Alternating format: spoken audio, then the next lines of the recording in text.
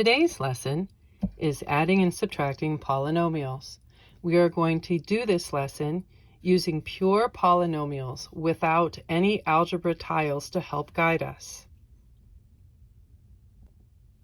As we did using algebra tiles, you need to first check to see if there is a plus or a minus in between your parentheses. Your parentheses would be a representation of the two different groups of algebra tiles. So, remembering again, the plus means you're going to combine like terms. The minus means that you will end up taking away terms. In example 1, we see that there is a plus between the two sets of parentheses. As a result, we are going to simply combine like terms. So let's find out what these terms are. As a result of there being a plus sign between the two sets of parentheses, we don't need the parentheses anymore because we are just combining the like terms. So, our first term is 4t squared. A like term will have other t squareds in its piece. So this being the only term that has a t squared on it, we do not combine it with anything else. The second term is a 4t, and it is just a regular t. The third term is a 9t. It is also a regular t. These are our like terms that we can combine. You could think of the t as a turtle. 4 turtles plus 9 turtles makes 13 turtles. And finally, our constant at the end is a regular plain old number. There is only one of it, and so we just add it on at the end of a plus 3, as there are no other terms for it to combine with.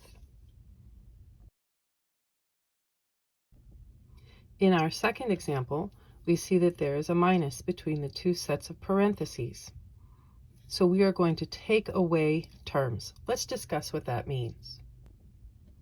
Each time we subtract and take things away, it will be the first set minus the second set for the same type of variable and exponent. Let's put this into practice. In my first set of parentheses, I have an 8d squared. In my second set of parentheses, I have a 6d squared. Because there is a minus in between the two sets of parentheses, I'm going to subtract them, and that will make 8d minus 6d to be 2d squared. My second term is a 4d. In the second set of parentheses, I have a simple d.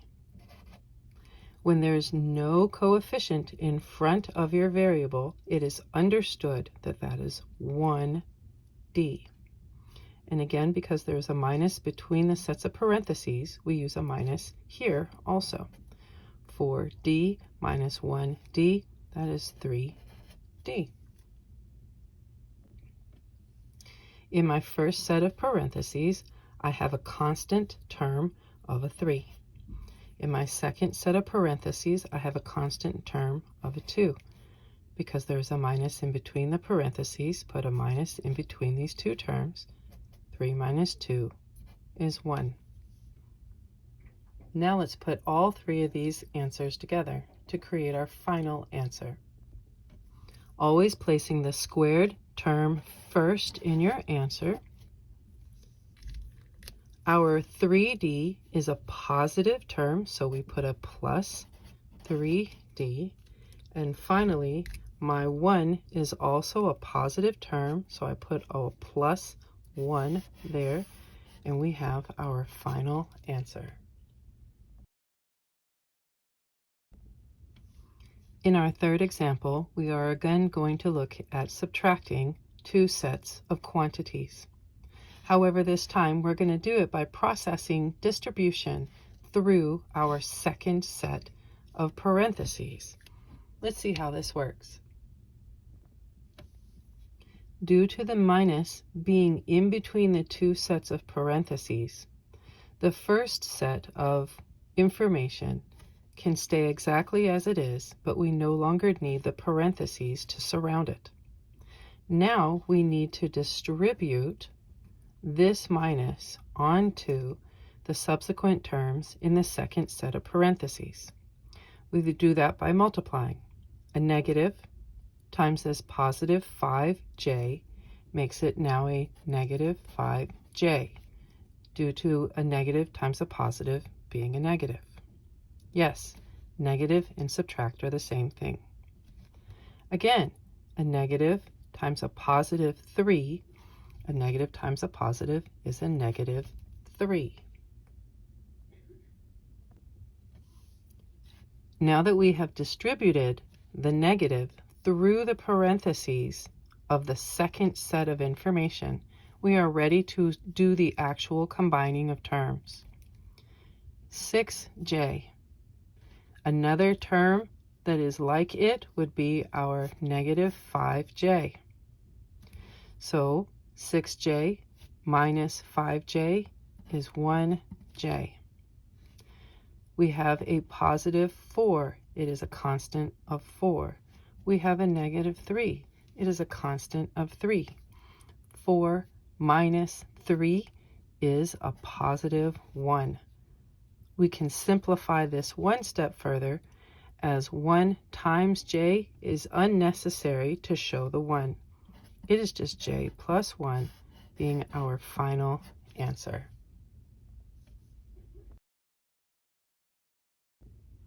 In example 4, we see that there is a plus between the two quantities of information.